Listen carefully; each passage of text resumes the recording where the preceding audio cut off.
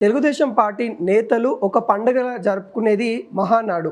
ఇది అట్టహాసంగా సాగుతా ఉంది. మహానాడులో ఏదైతే ఆ నేతలంతా గూడా యువత నుండి అటు రాష్ట్ర నేతల వరకు గూడా సంబరాలు అంటిస్తా ఉంది మహానాడు అని గూడా చెప్పచ్చు. ఈ మహానాడు కార్యక్రమంలో ఈసారి సరికొత్త విధానాలతోని తీసుకొని రావడం అయితే జరుగుతా ఉంది. ఏదైతే మన దేశంలో ఏర్పడిన సంక్షోభం ద్వారా ఇటు డీజిల్ ఇంధనాలు గూడా ఆదా చేయాలని హైబ్రిడ్ మోడల్‌లో కొంత ఆన్‌లైన్ కొంత ఆఫ్‌లైన్‌లో మరి ఏవైతే ఈ కార్యక్రమాలు అయితే జరుగుతూ ఉన్నాయి. ఇప్పుడు ఇవే కూడా ఆంధ్రప్రదేశ్ మొత్తం ప్రజలు కూడా ఇవే చూడడానికి అంటే ఈ సంబరాలు సెలబ్రేషన్ చేసుకోవడానికి ఎన్నో రోజుల నుండి కూడా వెయిట్ చేసి ఈరోజు ఆ సెలబ్రేషన్ అయితే చేసుకుంటున్న పరిస్థితి కనబడతా ఉంది. ఈ నేపథ్యంలో నారా లోకేష్ గారు ఒక తీర్మానం కూడా తీసుకొని రావడం అయితే జరుగుతూ ఉంది. ఈ తీర్మానాన్ని కూడా యావత్ దేశం కూడా గర్వించేదగ్గ తీర్మానం అన్నట్టుగా చెప్పుకోవచ్చు. ఎందుకంటే మహిళలకు సంబంధించి మహిళా అభివృద్ధికి సంబంధించి కూడా అనేక రాష్ట్రాలు కూడా తోడ్పడుతూ ఉన్నాయి. అదేవిధంగా మహిళలకి 33% రిజర్వేషన్ అనే అంశం కూడా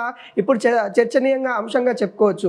గతంలో కూడా ఏదైతే పార్లమెంట్ వేదికగా మహిళల రిజర్వేషన్ కూడా ఏదైతే బిల్ రావడం అయితే జరిగింది, దాంతోపాటు డీలిమిటేషన్ తీసుకురావడం వల్ల ప్రతిపక్ష నేతలు కూడా అంటే వాళ్ళకి మద్దతు తెలపని పరిస్థితి కనిపించింది. దాని భాగంగా మహిళల ఏదైతే 33% రిజర్వేషన్ ఏదైతే ఉంటుందో అది ఇప్పటివరకు కూడా ఒక క్లారిటీ రాని పరిస్థితి కనబడతా ఉంది. దానికి ఆ బిల్లుకి ఆమోదం దొరకలేదు. ఆ బిల్లు కూడా ఏదైతే తిరస్కరించబడింది.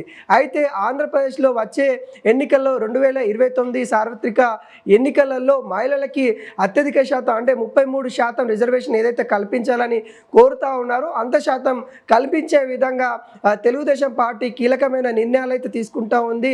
దానిలో భాగంగానే మహిళలకి పెద్దపీట వేస్తాము. వచ్చే ఎన్నికలలో ఇక్కడ బిల్లుతో సంబంధం లేకుండా ఏదైతే మహిళలకు సంబంధించిన 33% బిల్లుతో సంబంధం లేకుండా స్వయంగా పార్టీ తరపున మరి 33% రిజర్వేషన్ అయితే మహిళలకి మరి కల్పించే యోచనలో ఉన్నట్టు కూడా తెలుస్తూ ఉంది. దానికి సంబంధించి కూడా తీర్మానం అయితే చెప్పడం అయితే జరిగింది.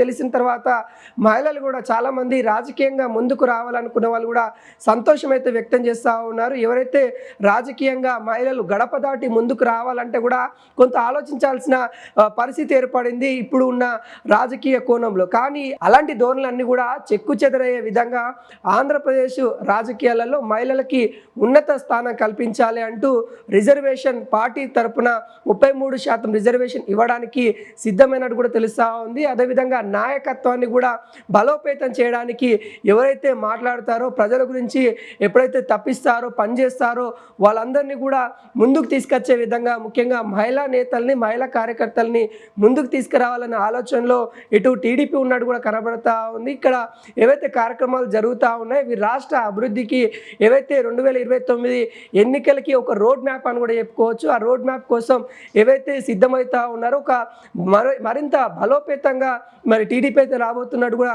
మనకు క్లియర్ కట్గా కనిపిస్తూ ఉంది. ఇటు మహిళల్ని ఇటు యువకులకి మంచి అవకాశం కలిగించాలనే ఆలోచనలో టీడీపీ ఉన్నట్టుగా తెలుస్తూ ఉంది.